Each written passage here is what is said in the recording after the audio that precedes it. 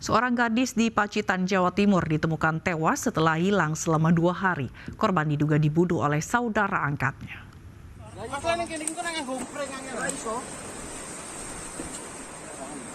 Inilah video amatir proses evakuasi jenazah gadis berusia 20 tahun yang diduga menjadi korban pembunuhan.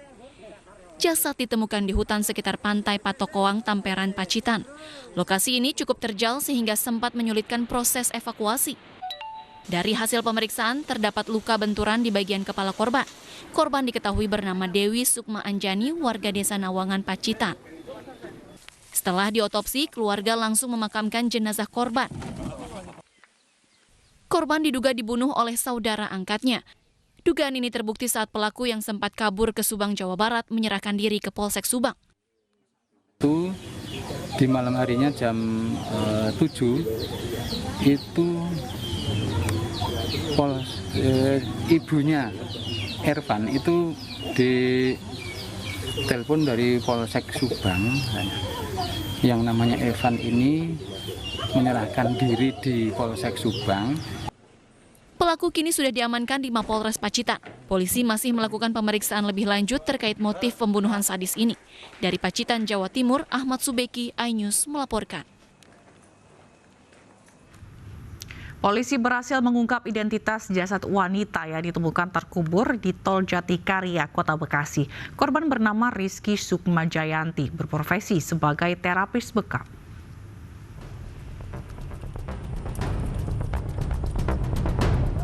Misteri kematian seorang wanita yang jenazahnya ditemukan terkubur di kolong tol Jatikarya, Bekasi, Jawa Barat mulai menemukan titik terang. Polisi mengungkap korban bernama Rizky Sukma Jayanti, warga Pulau Gebang, Jakarta Timur yang berprofesi sebagai terapis bekam panggilan. Dari hasil otopsi, korban dipastikan tewas dengan luka di kepala akibat kekerasan benda tumpul. Dengan kondisi perut membengkak, korban sempat diduga hamil. Namun dari hasil otopsi dipastikan korban tidak berbadan dua. Di olah TKP, perut jenazah itu membendung atau bengkak. Ini membesar, tapi setelah hasil otopsi tidak, itu hanya pembendungan organ-organ dalam sehingga terlihat seperti hamil. Dan hasil otopsi yang lainnya terjadi tanda-tanda kekerasan akibat benda tumpul di bagian wajah, terutama dahi dan bibir. Polisi kemudian memeriksa sejumlah saksi dan keluarga korban. Hasilnya, korban ditemukan tewas 2 hari setelah pamit bekerja. Keluarga juga memastikan sepeda motor dan alat bekam milik korban hilang. Dari Bekasi, Jawa Barat, Rahmat Hidayat, iNews melaporkan. Seorang suami di Lampung Tengah, Lampung tega menyiram istri dan anaknya dengan air keras hingga terluka parah. Sang suami kesal karena menduga istrinya berselingkuh. Mahran Andi, warga Lampung Tengah, Lampung tak berkutik saat berurusan dengan polisi. Ia ditangkap karena menyiram istri dan anak kandungnya yang masih berusia 7 tahun dengan air keras. Pelaku yang berprofesi sebagai sopir truk melakukan aksinya sepulang bekerja saat kedua korban sedang tertidur lelap. Pelaku mengaku kesal lantaran istrinya diduga telah berselingkuh. Kita tim istri. Terus istrinya ngapain? Ya keluar dari hotel itu saya lihat. Terus Itu. kita ngelakuin apa itu? Ya, saya dendam lah, sakit hati. Saya kerja kan supir. Siang pulang malam, malam pulang siang kerja buat dia. Kok dia tega nyempuin saya. Untuk mempertanggungjawabkan perbuatannya, pelaku ditahan polisi dan terancam hukuman maksimal 15 tahun penjara. Dari Lampung Tengah, Lampung, Roy M. Perleoli, iNews melaporkan.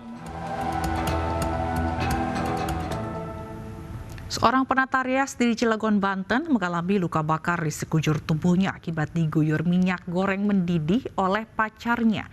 Pelaku juga menggasak harta benda korban.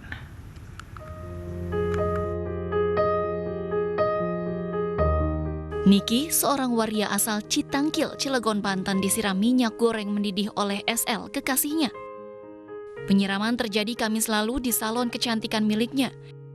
Saat Niki berteriak kesakitan, SL menggasak harta benda milik korban berupa handphone, tas, dompet, kalung emas, serta sepeda motor. Menurut orang tua korban, sebelumnya pelaku merupakan seorang warga Lampung yang menganggur. Namun pelaku dan korban merintis salon kecantikan bersama-sama. Kalau menurut dapat dikasih penjara aja. Hukuman setimpal gitu Pak ya? Iya, hukuman setimpal.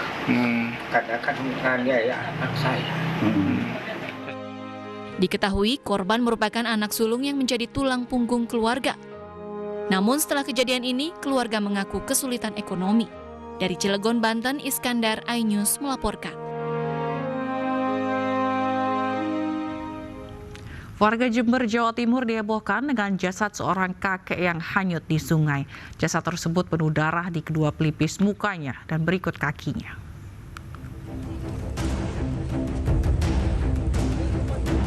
Warga Kecamatan Kencong, Jember dihebohkan dengan penemuan jasad seorang kakek yang hanyut di Sungai Menang. Warga kemudian mengevakuasi jasad tanpa identitas tersebut ke pinggir jalan.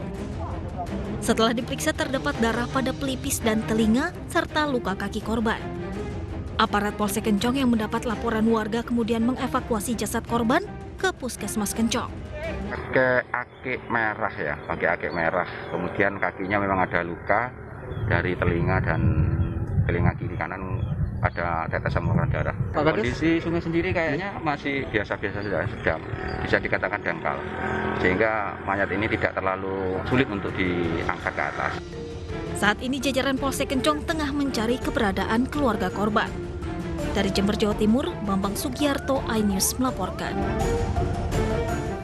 Seorang remaja di Probolinggo, Jawa Timur tewas tercebur jurang sedalam 45 meter. Korban diduga terpeleset saat berburu spot foto bersama teman-temannya.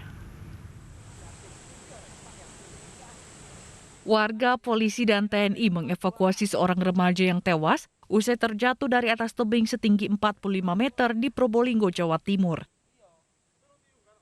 Diduga korban terpeleset saat berburu spot foto bersama dua teman lainnya. Jasad Diko Ismi Arjunatama, umur 21 tahun, warga Mangunharjo berhasil ditemukan di dasar air terjun Ngepung. Kawasan wisata air terjun Ngepung ini sangat berbahaya, selain licin dan terjal juga rawan longsor. Selama pandemi, kawasan wisata ini pun ditutup sementara. Jasad korban dibawa ke rumah sakit terdekat, namun atas kesepakatan keluarga, jasad tidak diautopsi. Dari Probolinggo, Jawa Timur, Hana Purwadi, iNews melaporkan. Sementara di Kabupaten Bekasi, Jawa Barat, seorang remaja pria ditemukan tewas di saluran air. Diduga remaja ini korban perampokan dan pembunuhan karena telepon genggam korban hilang dan ada luka penganiayaan di tubuh korban. Seorang remaja pria ditemukan tewas di saluran air di Kampung Karanggetak, Desa Sukawangi, Kabupaten Bekasi, Jawa Barat. Petugas kepolisian dari Polsek Tambelang bersama petugas dari Polres Metro Bekasi mengidentifikasi korban yang diketahui bernama Muhammad Saman Padilla, remaja 18 tahun. Jasad korban ditemukan tidak jauh dari rumahnya. Diduga remaja ini menjadi korban perampokan dan pembunuhan. Pasalnya handphone korban tidak ditemukan di lokasi, sementara STNK dan dompet korban masih ada. Korban juga terluka di mata dan memar di kepala belakang. Ibu korban pun histeris saat mengetahui bahwa anaknya tewas diduga menjadi korban pembunuhan. Menurut Camat Sukawangi, Parno Martono, korban pada malam hari sebelumnya berpamitan akan ke rumah ayahnya. Saat itu korban dijemput oleh temannya yang sampai saat ini belum diketahui identitasnya. Itu mau ke bapaknya, karena orang tuanya tuh udah pisah, udah lama gitu kan. Dan mereka itu setiap minggu selalu datang ke bapaknya minta uang gitu. Dia dijemput sama seseorang, itu temannya, nggak tahu siapa gitu, motornya disimpan di rumahnya, dia berangkat sama temannya. Luka dah di tubuh korban. Untuk identifikasi ditemukan luka-luka di pelipis sebelah kanan, luka. Untuk luka lainnya tidak ada. Berarti ada dugaan korban pembunuhan gitu? Untuk dugaan pembunuhan belum, yang jelas ditemukan luka di pelipis jatuh ke got. Kasus kematian Saman Padilla kini ditangani Polsek Tambelang dan Mapolres Metro Bekasi. Untuk kepentingan penyelidikan, jasad korban dibawa ke RS Polri Kramat Jati, Jakarta Timur untuk diautopsi. Dari Kabupaten Bekasi, Jawa Barat, Didit Junaidi, iNews melaporkan. 5 anggota DPRD Kabupaten Labuan Batu Utara tertangkap saat tengah pesta narkoba. Kelimanya terjaring razia PPKM di sebuah tempat karaoke bersama 7 wanita pemandu lagu.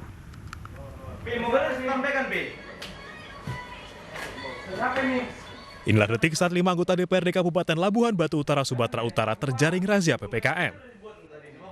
5 anggota DPRD beserta 4 rekan dan 7 wanita pemandu lagu diamankan di sebuah tempat karaoke di Jalan Saikopas Asahan. Dalam razia, polisi juga mengamankan narkotika jenis ekstasi.